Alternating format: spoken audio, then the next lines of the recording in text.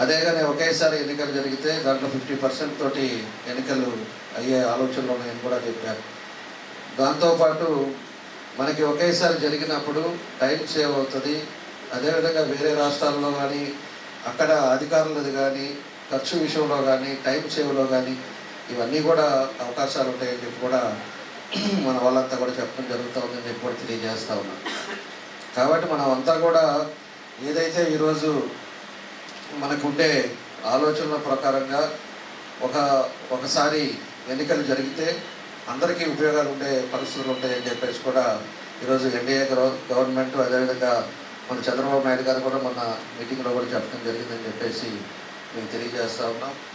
దీనివల్ల అందరికీ మనకి టైం సేవ్ అవుతుంది, అన్నీ కూడా మంచి వస్తుందని చెప్పేసి కూడా ఈ సందర్భంగా నేను తెలియజేస్తూ ఖచ్చితంగా నరేంద్ర మోడీ గారి ఆలోచన విధానంలో మంచి జరుగుతుందని చెప్పేసి ఈ సందర్భంగా తెలియజేస్తూ అందరం కూడా దానికి కట్టుబడి ఉంటామని చెప్పేసి కూడా తెలియజేస్తూ సెలవు తీసుకుంటాను.